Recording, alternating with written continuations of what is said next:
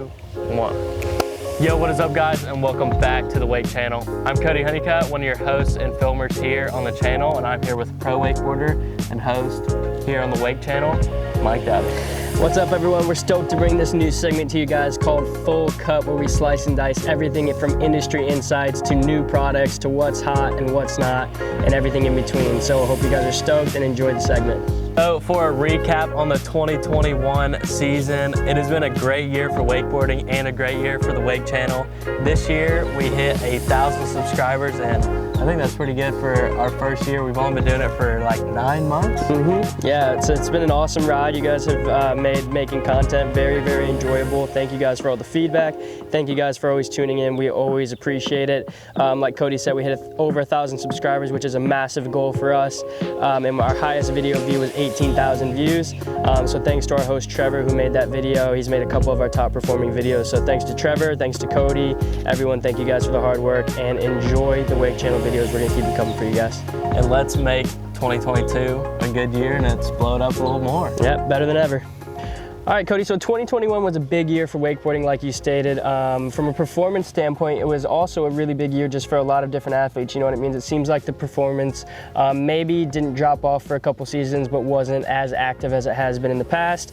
A couple riders didn't make it to America this past season, different things with the COVID-19 and all that stuff. So from a performance standpoint, it seemed like everyone really put their best foot forward this year. And we have a lot of tricks. Tell me what your thoughts are on all that stuff. I think this year was also an interesting year on judging contests as well. Yeah, for sure. People that have more style and more tech came into the scene and started to do a little bit better than, you know, just double flip in most. Agreed. These past years, like for example, Sam Brown came and won the first pro tour. With a sick run, by the way. That was like insane. an insane run with only one double, and the rest were every trick was grabbed, and it was like super stylish. Yeah, very technical. unique. Yeah, so we had judges like Brenton Priestley in there changing things up. You know, these guys don't want to see the same double cab roll, same double toe side back roll every single weekend. So it was refreshing. It was nice to see different rides from different riders and see, you know, what kind of is sticking. And apart from that, we had an amazing year when you talk about trick of the year. You know, we had a lot of really good entries. I know it was probably hard for the judges to pick a winner just with so much insane stuff. But Cody, let's dive into some of what trick of the year looked like this year. So there was a lot of good entries, and like you said, it was probably really hard for the judges to pick what should have won trick of the year. We can start off with Jamie Lapina. She did a 3-2-1. From my knowledge, I haven't seen any girl on boat do a 3-2-1, and it had a solid grab, and I thought it was sick. Yeah, because she did front set, she did nose front 3 rewind, right? And it wasn't wrapped, it was handle pass. Handle pass, yeah, which is really cool. I mean, even for me, that's a difficult trick. So hats off to Jamie. That's really cool. I haven't really even seen a lot of women on the cable do it. I could be mistaken, that obviously, but I think a lot of women haven't really ventured into the rewind thing. I know we've got a couple 7s going down, and we've had the double flips in the past, none wake to wake yet, but I think the rewind is something that is a lot of women are capable of. That would add a unique flair to their riding, and I don't think I've seen a lot of it. So hats off to Jamie. That was very cool. Yeah, it was. Yeah. And then we got to talk about the Rage Cage. Trent Stuckey's double KGB. Absolutely insane. When he posted that video of the double roll to blind, I actually didn't even think that he was going to try KGB. I just thought he was posting that just for the hell of it. So, man, hats off to him. I've actually tried that trick back in the day, and I didn't ride away from it, but to see someone else do it, that was very cool, very inspiring. So hats off to Trent. Yeah, especially on a 2.0 going like into a step up into a pool is like, even instead of just a flat kicker that's on flat water, you know, he's hitting a kicker going up into a pool on a 2.0, which is like, you know, tension's weird. You're going like a whole nother like 10, 15, 20 feet up into another pool. I mean, the stuff they're doing at that lake and getting into the bi-level stuff, man, and the step-up stuff, it's just absolutely crazy. And then to pull off a trick of that magnitude, you know, and with that much ease, I mean, this kid's special, man, and I can't wait to see what he does in the future. Yeah, I'm excited to see. But let's talk about your boy. Let's talk about your boy Kane Ward, youngest to land a double flip. Youngest landed a contest. Yeah, man, absolutely crazy. I mean, the double flip has been such a statement trick for the last few years. Every top pro rider, if you're gonna even make it into the finals now, is rocking a double flip, multiple double flips in the finals. But to see Kane Ward do it, it was insane, man. And there's two parts to it. It was insane the way he did it, and he did it in the finals, and he won the competition, and he's the youngest kid ever to do it and all that stuff. But then there's also the other side of the coin that says, well, are double flips really as valuable as everyone thinks they are? Because if 10-year-old Kane Ward, and don't get it twisted, Kane Ward's an absolute freak, right? Yeah. But also it begs the point, are double flips as valuable as they've been perceived to be when, you know, there's people that don't ride at necessarily the highest level, and they can still land double flips. So what's your thoughts on that? I think that if you just grind it out, you're gonna land it eventually, and it's also not as technical, but you have to have the balls to do it. Yeah, I mean, for sure. And that kid's got some thing. for a young kid, he's got some balls. But yeah, man, I think it was absolutely amazing. Like watching it live, I was filming it on Instagram, I think, and like watching him land that, especially because I have done a double flip in competition so many times, and it's just such a cool feeling, especially when you do your very first one. So man, hats off to Kane. I can't wait to watch what he does for the rest of these next few years coming up. Yeah, for sure. Let's get into same person in his division. Yep. Top Hudson competitor. Gentry. Yep. He did a Crow 5 in contest last trick as well, just like Kane did. A Crow 5 at such a young age in the boys division is just insane, especially like just a Crow 5. Yeah. And I don't know, Crow 5s, 10-year-olds doing Crow 5s in contests is like just pretty insane to think about, especially when you look in the past about like what's been done in boys in the past. Yeah, for sure. I remember when I was in the boys division, we had riders like Jacob Valdez and Harley Clifford was in there. And, you know, they were anomalies as well. You got like some of them doing toe set. Jacob Valdez was the youngest person to do a toe side front side 7 in competition. So you get these kind of freak athletes that kind of come through in this sport, and these two kids are no exception. I mean, the Crow 5 to me is almost as technical as Kane's double flip. You know what I mean? Like the double flip is probably slightly more impressive because it's a double flip and the magnitude of that trick and him landing it in competition and the youngest person ever. But Hudson doing the Crow 5 in the exact same breath doing it, probably I think he's the youngest kid ever, right, to do the Crow 5 in a comp? Yep. Yeah, so youngest kid ever. I just think both these kids are absolutely killing it.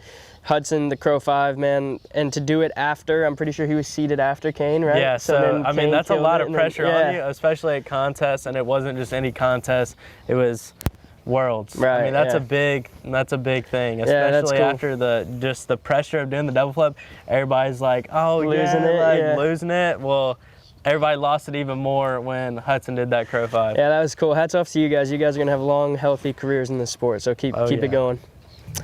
So let's talk a little bit about Sam Brown. Sam Brown has been kind of the dark horse for the last couple of years. Obviously very technically sound, very stylish, but I've been waiting to see his kind of competition riding come out for a while, and this year he really put down some solid performances. And then he capped off the year by landing that double cab mob inward wrapped off a double up. In my opinion, probably one of the best double cab mobs that I've seen. Tyler Hyam's wake to wake was really good.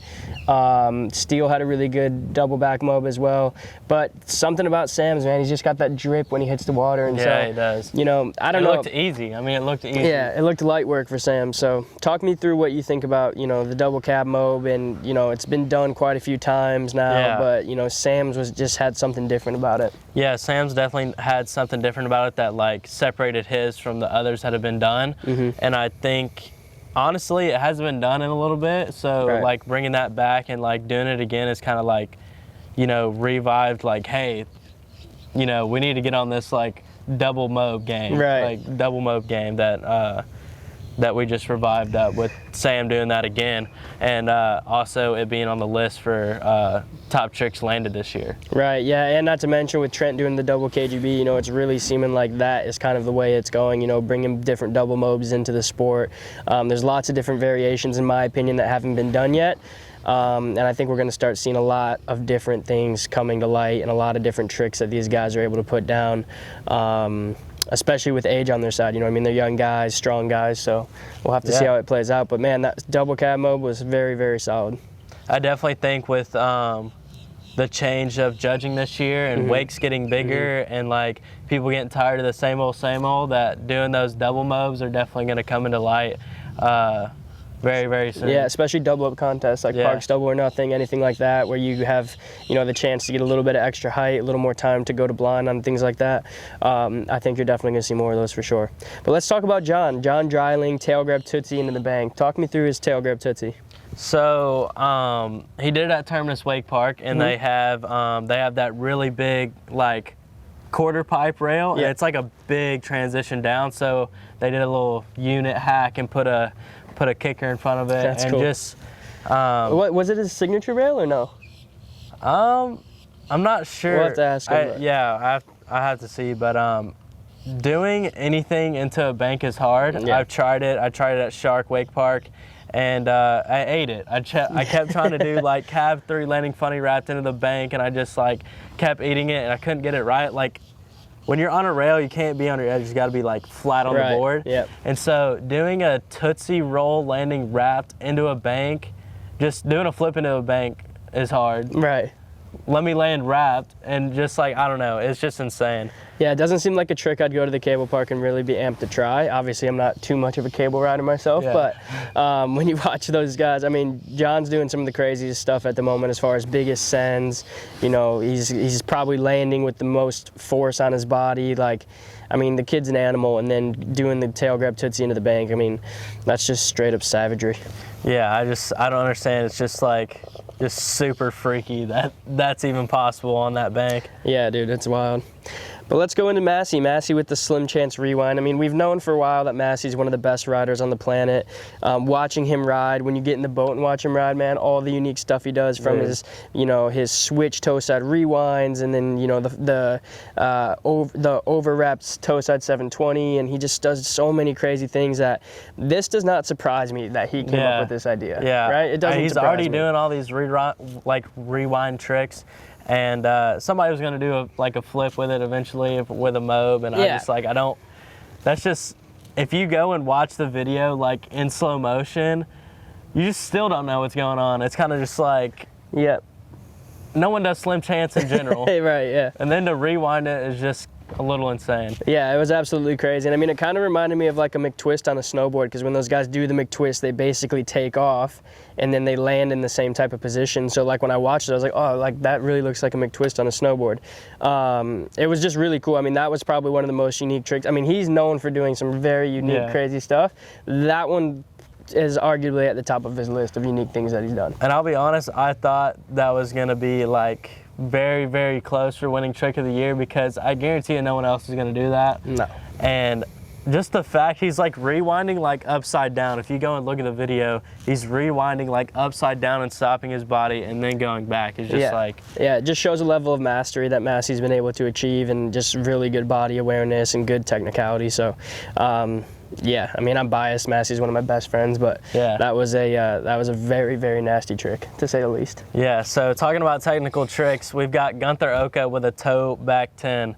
Now, I was on the boat a couple times while he was trying those, and I was just like, kind of just blown away about, you're going into it wrapped, and you're just spinning that many times, backside, toe side, backside, with a grab, nose grab on it. It's just like, and not to mention, it's not even, it's a full-on nose grab. Like, he's not, like, a lot of times you'll get... It's not a tap. Yeah, it's not a tap, man. He's very much grabbing it for a couple frames of the video. So, I mean, that's got to be probably, when you look at everything, that's got to be one of the most technical tricks on this list. I mean, you've got the double mob, you've got the double KGB, but all those rotations, when you think about them, are relatively natural. But thinking about spinning toe side, backside wrapped off the double up with a nose grab, that's very hard.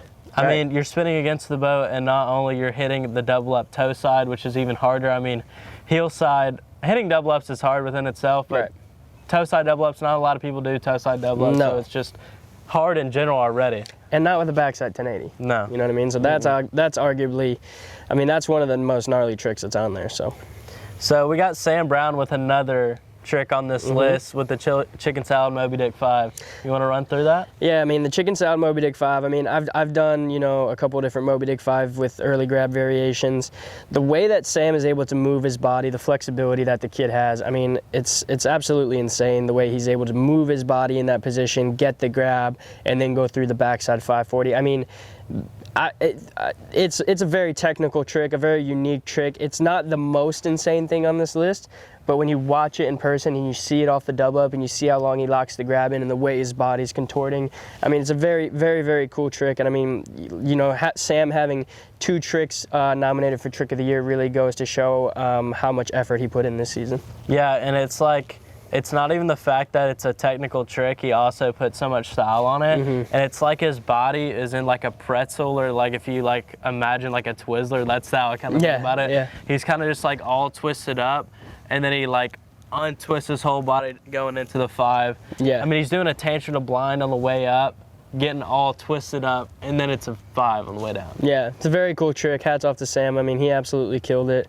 That trick to me, I mean, it's just, I mean, all these tricks, everything these guys are doing is crazy. That trick's one of the most unique ones on the list, for sure. Yeah, for sure. And let's cap it off with Mike yourself. Yep. You got the underflip 10. Yeah, not too much to talk about, really. It was just a trick that I wanted to try, and I figured I could add an extra 180 onto the 900 variation. So yeah, I gave it a go, and it was for the Pro Wakeboard Tour, the virtual competition, and then I ended up not making it through the finals. So then I just figured I'll just hold on to this clip and submit it for Trick of the Year. But it was cool. It was my 11th Trick of the Year nomination. So yeah, man, having fun. mean, it's honestly, it's just the fact that no one can even do that maneuver. I've tried it on the trampoline and somehow did it switch like once, and then I couldn't do it again. I just like, that movement is so odd, and especially doing it to 10, because obviously there's only one other 10 on this list, and it's Gunther's, and like a 10 isn't just like a regular thing. Right, yeah. It's cool to mix up some variations, and I've had fun with that trick. And I actually played a game of wake with Corey a long time ago, where we played a game of wake for Wakeboarding Mag, and I did the 7 version of it, and Corey had to try it, and he got worked. So it's kind of cool that no one's been able to kind of figure it out. I think eventually someone will, but yeah, it's cool to be able to add an extra 180 onto it and have my 11th nomination. So I was stoked. The rotary dial. The rotary dial. All right, Mike, so I know you've been talking to me about the new fantasy wake that's going to be featured on Yes, Wake sir. U. And when you first talked about it and talked about the ideas of it, I thought it was super cool and get people more involved in the wakeboarding and the contest scene, because obviously the contest scene is only like 10% of people wakeboarding out there, and so maybe getting people included into that is like a sick idea. Yeah, I mean, it's pretty much the first wakeboarding game that's come out since Sean Murray's Pro Wakeboarder, other than if we want to call the Wii wakeboarding game a wakeboarding game. I guess we can, but every time someone like says like, oh, I haven't wakeboarded before, but I played the Wii game, that's what I hear. Yeah, so we'll count that. So there's been a couple wakeboarding games. This is going to be the newest wakeboard game on the market, a part of the Wake U app.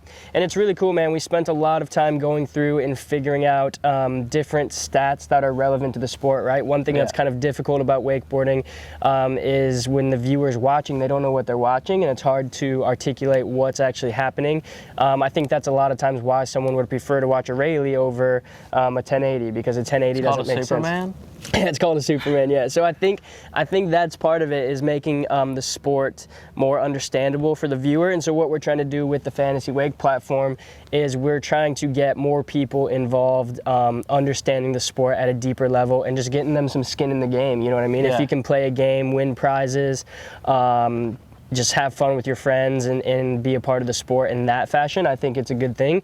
So yeah, man, we spent a lot of time building up stats and doing tons of different things, getting information on the athletes and different performance indicators that we deem important. And yeah, pretty soon the fantasy platform is going to be launched and ready for the summer season. Yeah, that's sick. And also too, like with getting people involved in the contest, you know, it's a little hard for people to like watch a sport in general and be like super entertained, but then like when you make a game out of it, like you know, Fantasy Wake, it gets them more involved and makes it more fun. It also makes people want to come to more contests, and like it's not so serious, because contest, in my opinion, has a bad rap for being like too serious and like negative and stuff, but like this is definitely going to change it for sure. Yeah, I think so too. I think it'll be a fun way to include everyone in the sport, and just make it more understandable and allow people to engage in different ways. So the way the game's going to work is it's going to be similar to anyone who's played fantasy football. It's going to be somewhat similar to that. It's going to be a PPR league, which is a points per rotation. So every 180 that the rider does, they're going to get associated points. Every time they do a grab on that trick, they're going to get associated points. If they crash, they're going to get deducted points. You can find a full list of the rules on our website, but there's all these different stipulations, and the whole entire thing is just going to be performance based. So everything's going to be based on the rider's performance, how they do. It's not really going to have anything to do with did the rider make it to the finals or did they get eliminated. It's more just about their performance, the tricks they're doing, how they're executing. So yeah, I think it'll be exciting. It'll definitely add a different spin to the season this year for sure. Yeah, I think that is especially when we talked about like judging differently already this past year. This is also kind of the same way, because like if you make it into finals or not, let's say Sam didn't make it into finals, but he did chicken salad Moby Dick 5. I mean, yeah, he's going to get some solid points for that, and that could ultimately be his last score of the day, right? So say he's in a really tough semifinals heat, and he doesn't make it to the finals by 1 point, but he put up a good heel 9 and did a good chicken salad Moby Dick 5 and did all these different things. He could still put up a big score for whoever's rostering Sam that week, right? Yeah. So let's dive into a little bit of the stats. We got a couple stats pulled up for you guys on some of these top riders. Now we're going to go through some of the riders. We're not going to go through the top riders at the moment because we're kind of saving those stats for later in the season. But since we're talking about Sam, let's go on to Sam Brown. He's had a killer year. All this data is from 2016 to 2021, and we took key performance metrics based on full sets of data that we could find. So that means any data that was inconclusive based on the way the data was stored wasn't considered in these results. So when we look at Sam Brown, Sam has competed in 14 events. He's made 6 finals and 2 podiums, right? One of those podiums was his first win in Cody, which we already said was an insane run. He absolutely killed it. All right, Cody, so we're talking about Sam Brown. Run us through a few of those stats that you see on the screen for the Fantasy Wake platform. So looking at these stats from 2016 to this past year, Sam has a 43% chance to make it into finals, a 14% chance to make it onto that podium, and a 7% win chance to be at the top of the podium. Yep. So what that all means is that when Sam competes, and with the data that we have, he is 7% likely to take home the first place spot. So when you think about this and you hear these other stats that are going to come out with some of the later riders where we have more data, they've been competing for longer,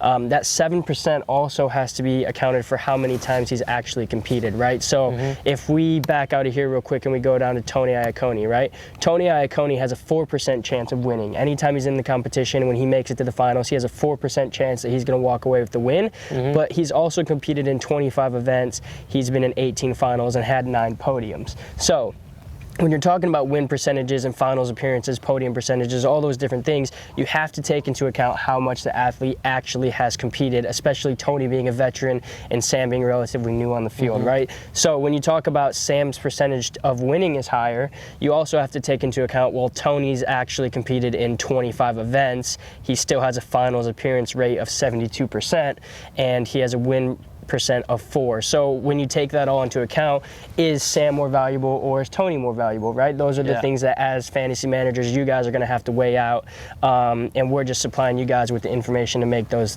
decisions. So yeah, Cody, that's the Fantasy Wake platform. It's going to be coming out here shortly, going to be ready for the 2022 season. It's going to be a fun way to engage with you guys. We're looking forward to it. There's going to be open and private leagues where you compete against everyone or just compete against your friends, and we're looking forward to hosting you guys there. But now, let's talk about some of the cool gear that's been released for 2022. Cody, let's have you take this one away. So one of my friends and pro women's rider on the tour, Mary Morgan Howell, just came out with a new pro model, the Rise, and I think this is really relevant because there hasn't been a new women's pro model in quite a bit, and especially at that high technology that they're doing over at Ronix. Yeah, I know Caro DiGepso just came out with a new pro model with Slingshot, so hats off to those girls for being able to keep women's wakeboarding going, supplying the girls with some very cool new tech to ride. Mary Morgan also signing her first boat deal. Let's talk a little bit about that. Oh yeah, so she is the newest rider on Nautique Boats, which is a super sick accomplishment for her. Hats off off to her. All right, guys, so talking about a new boat that has came in this past year, the Heyday H22. Mike, I know you're a Heyday team member, freshly on the team. Tell us a little bit about the Heyday. Yeah, so the Heyday, man, their whole mission is to make the sport more affordable, more people into the sport, and ultimately just spread the stoke to everyone that they can. So Heyday came out with the H22. They brought me on board to help facilitate brand awareness and to ultimately just help people get into these awesome, awesome boats. And yeah, man, the boat is so cool. I can do like every trick that I can do, that I would do behind any other boat, I can do behind the H22. You know what I mean? So like that's an amazing feeling, especially when a new boat comes to market. You don't necessarily know how it's going to perform. But these guys killed it, man. And some of my favorite features are those bucket seats, the first legal seats to sit in while the boat's underway. It's a very cool feature. We have a sick light bar out at the front, so when it's getting dusk out, you can flip on that light bar, and it's really going to add a nice accent feature to your boat. The swivel seats, the storage, the reversible stadium seat, man, they thought of everything. They did it all, and I am stoked to be representing the brand. Yeah, I think that is sick that you know, with the lower price of the boat, but, you know, that same quality, you know, it's getting people more into wakeboarding for the people who, like, don't have as much money to buy, for example, a Paragon. I mean, that's like $300,000, you know. You make it more accessible, more people will get into the sport. I really think that's a key point, especially, you know, with the sport growing within itself. Bro, you could buy 3 H22s for the price of 1 Paragon. You could give one to your wife, one to your kid, and one to you, and you guys could just have an H22 party. Get a little armada going. Yeah, no doubt. So I'm honored to be a part of the team. It's very cool. They're doing a great job, and they're going to take over here shortly, so you guys pay attention.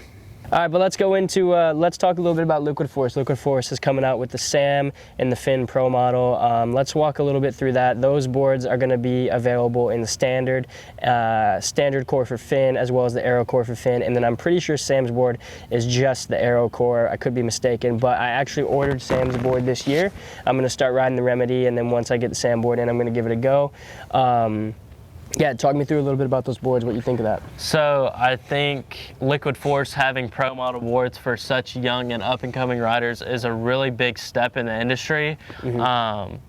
Because most of the time having a pro model or getting a boat sponsor or anything like that comes with years and years and years of experience in being in the sport.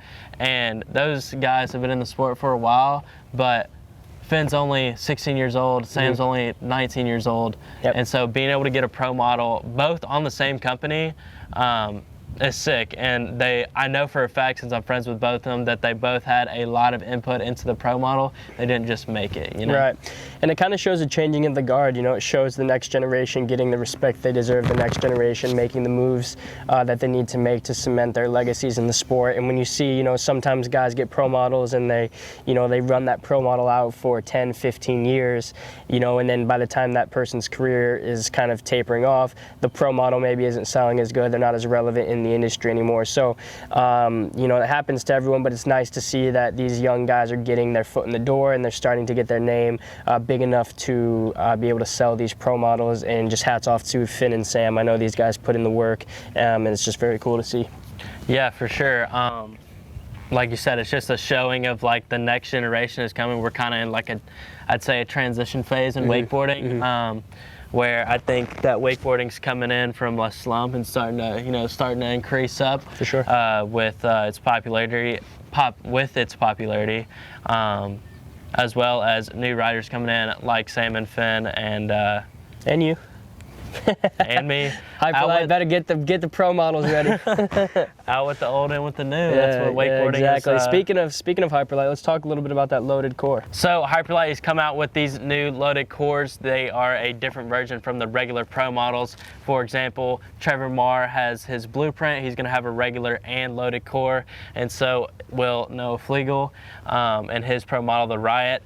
And I just ordered one of those boards to try out that new loaded core, and I've been told that the pop is insane. The landings are just buttery smooth, and it's really going to take wakeboarding for hyperlight and their pro models to the next level. Yeah, I wonder if it's similar to the Nova Core. I know they've had the Nova Core for quite a few years. I don't know if they still offer the Nova Core or not, but I would assume that maybe it's something similar, or it's kind of, you know, all the companies are moving into more high-tech, lighter weight materials. So I'll be interested to see how that performs for you hyperlight guys. But speaking of new technology, we have new colors for the wake foamies. So shout out to Liquid Force and Harley Clifford bringing us the wake foamies with the new colorways, and I think also some new sizes if I'm not mistaken. But either way, wake foamies is one of the best surfboards I've surfed, and I'm not saying that because I'm biased. I'm actually saying that because it's one hell of a fun board. So if you guys get the chance, check out the wake foamies, new colorways, everything available on the site.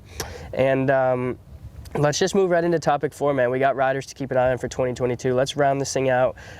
We've got riders like Parker Swope, who took out, you know, last year he took out the Junior Pro Tour as well as the World Championship and the Evolution Series, I'm pretty sure. Correct me if I'm wrong. And yeah, man, he's on a tear, you know what I mean? A lot of people overlooked him, I think. You know, you got heavy hitters down there like Jamie Huser, and I think a lot of people just overlooked Parker. And, you know, to be frank, Parker put his nose to the grindstone, put in the work, and he came out on top. So I think everyone overlooking Parker Swope needs to come correct. Yeah, for sure. You know, being in Junior Pro with these guys and just kind of battling it out with them, Jamie and Parker, it was like neck and neck like the whole time. Like points were like on the tour, on both tours were like 5 points each. Right, yeah. And 5 points in wakeboarding is not a lot at all. And one place in the finals makes 5 points. Yeah, it's one podium place. Yeah, it's just it's a little insane how close they were, and Parker did pull it out on top and took both tours. Yeah, I mean, hats off to Parker. He killed it. Another young rider that's up and coming, we got Hudson Haney. I mean, he's coming from the West Coast. He lives out in Arizona, and he's bringing some of that West Coast style into his riding. He's the only kid his age I know hitting double ups and adding really cool style and flair to his riding. It's important for him to keep in mind how his riding looks, and a lot of young kids don't have that awareness or that ability. So I think he's one to look out for on the rise here. Yeah, for sure. And continue with those young guns. We've got other kids that are going to be in the boys division like Sander Abney, as well as Kane and Hudson Gentry, who we talked about earlier, who was just like, that's going to be the generation again that's coming up. And it's just like a whole cluster of just like freaks of nature just coming up. Yeah, right, so let's talk about Sander real quick. Sander's the 2-time world champion for the junior boys division. He's going up this year into the boys. He's put in tons of work here at Wake U. He's also been training with Tony a little bit here and there. And I mean, he's going to have his work cut out for him this year for sure. When you look at the competition field that he's going up against, you know, if Kane is staying in boys, if Hudson's staying in boys, you know, he's going to have a lot of work to do. But he's a very good competitor. He competes well under pressure. And, you know, he's got that confidence coming in from the junior boys division that he can compete and perform really well under pressure. So it'll be interesting to see how he does. Do you know if Kane and Hudson are staying in boys? So I mean, Kane needs to go up. Like, if Kane, if you're watching this, you got to ride junior, man, because you're too good to be riding boys. You don't need to win those championships anymore. You need to go up and face some of the bigger dogs. I think Kane and Hudson are gonna move out. I think Hudson's hitting a age block, and Kane, they're both just cracked. They're too insane. They're too insane for the boys division at this point, especially with the competition field being pretty slim. There's not a ton of boys riders out there at the moment, so I think they need to move up into the next division for sure. So I possibly heard, this is just a rumor, but Kane might move up into junior pro and Hudson as well. So that's going to be, I'm not sure if that's happening this year, but that's definitely a big step for both of them. Well, I mean, also the way they're performing is more like a junior pro level rider. I mean, Kane, if he has that double flip consistent, is going to consistently do it in competition. Hudson with that crow 5. I mean, those are junior pro level tricks. You know what I mean? So even in the junior men division, you know, it's pretty likely that these guys will take the top 2 spots. I think junior pro is more their speed and would give them a better challenge, which in the long run I think is going to be better for their athletic development. But we'll see how it plays out. I think they need to move out of boys though, 100%. Yeah, I agree. If they stayed in boys, they just whoop everybody again. Yeah, man. I think definitely with both of them hitting those runs in Worlds, that's just like the cherry on top. They both landed those tricks in their pass. Yeah, they gotta go. It's time to go up to that next. Well, let's talk about our boy Finn real quick. Finn, as everyone knows, or if you don't know, I guess, Finn is a dual sport athlete, very high level competitor in the snowboard world, vying for a spot on the Olympic team, competing in Dew Tour, doing all these different things at an extremely high level in snowboarding and also in wakeboarding. So Finn's one of those guys to keep an eye on, because when you talk about Finn only rides his wakeboard for half the year, maybe a little bit less, right? Yeah, 6 months. 5 months. Yeah, 5-6 months. He does the whole entire wakeboard season, then he goes straight into the snowboard season, right? So Finn's he's an anomaly athlete, and a lot of people don't realize that he wants to compete pro snowboarding and pro wakeboarding and do it for as long as he can. So Finn is in both sports for the long haul, and it's very interesting to watch. You know, when you talk about dual sport athletes, there's not a lot of them out there, and the ones that are out there are guys like Shaun White, or guys like, you know, Noah Flegel that can compete and do things at a very high level for both. Surf, skateboard, whatever. Yeah, so for him to be able to do that and to be vying for a spot in the Olympic team and also be able to come into wakeboarding and compete at the highest level here is quite amazing. So I think that's something, you know, it goes without saying, like Finn Bullock is someone that you guys need to be watching out for sure. Yeah, that's for sure. And let's get into Cara DeGipso. I know she is one of your teammates on Heyday. Yeah. So one of the teammates on Heyday, and we put her on here as a rider to watch out for, because not only does she push herself very, very much on the water, she also has the mental fortitude to overcome challenges. She's had a couple knee surgeries, a couple different injuries, and that hasn't stopped her. She keeps getting back up on the horse, keeps pushing forward, and now with the progression of Heyday and being able to offer their new boat that has a bigger wake and a bigger motor, it's going to allow her to continue to push her riding and evolve as a rider. And so I think going into this season, she's got a new pro model, she's got a new boat. I think just with the technology updates, I think that she is going to be a rider to watch out for sure.